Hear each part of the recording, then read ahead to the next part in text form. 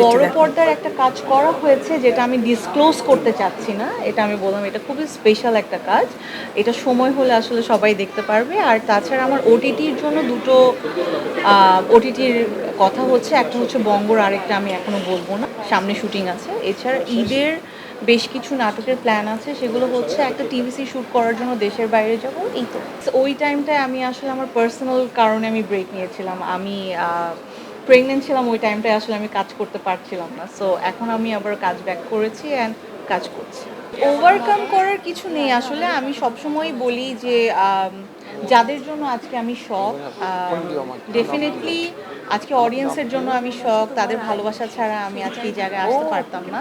তারা আমাকে ভালোবাসে দেখেই আমি আজকে শখ, যারা আমাকে ভালোবাসে এটা আমি সবসময় বিলিভ করি যে আমাকে তখনও যেমন ভালোবেসেছে এখনও ভালোবাসবে। আর কাজের জায়গায় আমি খুবই ডেডিকেটেড, আমার কাজের প্রতি অনেস্টির জায়গা থেকে আমি বলতে পারি যে আমি যদি অনেস্টি দিয়ে কাজ করি, আমার যদি ডেডিকেশন থাকে, তাহলে আমি আবারও আমার ওই জায়গাতেই থাকবো, হয়তো আরও বেটার কোনো জায়গায় যাব।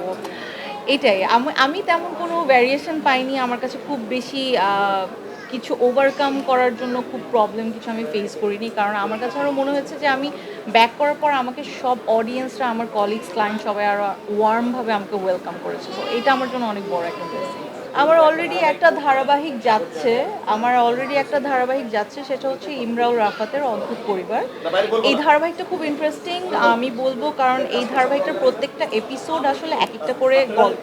আজকে মিররের যে wedding festival and lifestyle expo যেটা চলছে, এটার জন্য খুবই ভালো লাগছে, কারণ এখানে এসে দেখছি এত এত এত বেশি গ্র্যান্ড সব আয়োজন করা। থ্যাঙ্কস টু রাজু ভাই, অনেক সুন্দর করে আয়োজনটা করেছে। আর প্রত্যেকটা স্টল আমি আসলে ঘুরে ঘুরে দেখলাম, একটার থেকে হ্যাঁ হ্যাঁ সবগুলো স্টল দেখা হয়েছে, একটার থেকে একটার কালেকশন সুন্দর। আমি তো লিটারালি কনফিউজ হয়ে যাচ্ছিলাম যে আসলে যারা আসলে অলরেডি কয়টা কেনা হয়ে গিয়েছে আপুর স্টল থেকে, নাকি ভাবছেন যে কোনটা রেখে এখনো কোনটা কেনা কিনবো? হয়নি, আমি জাস্ট ভিজিট করে দেখেছি, খুবই সুন্দর। আমার কাছে জুয়েলারির কালেকশনসগুলো অনেক বেশি ভালো লেগেছে, আমি জুয়েলারি অনেক পছন্দ করি।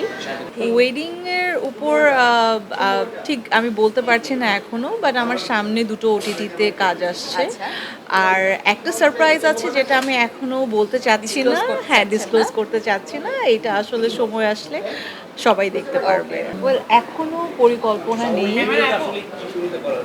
ওই ভিডিওটা আসলে এমনিতেই করা হয়েছে। আমার অনেক দিন যাবত আসলে, আমি তো ছোটবেলা থেকেই নাচ করি, আমি নাচের মেয়ে, আমি ক্লাসিক্যাল ডান্সার,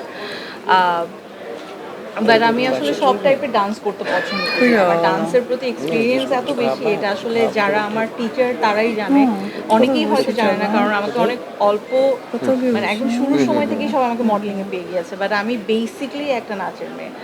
ওই ভিডিওটা এমনিই করা হয়েছে, আমার গানটা খুব ভালো লেগেছিল, গানটা শুনে মনে হচ্ছিল না আমার কিছু আসলে একটা করা দরকার, কিছু একটা করা দরকার। সো হয় না, নিজে থেকেই একটা ছোট করে ভিডিও করা হয়ে গেছে। আর এখন যেটা হয় যে নাচের প্রোগ্রাম আসলে অনেক বেশি হয় না, সব কিছু মিলে নাচের প্রোগ্রামের জায়গাটা একটু কমে গিয়েছে।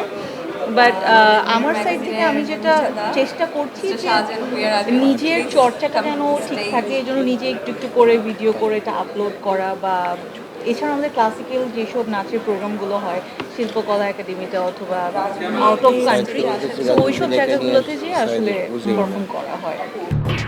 এলো খবরের কাগজ, নিখাত, নির্ভীক, নিরপেক্ষ।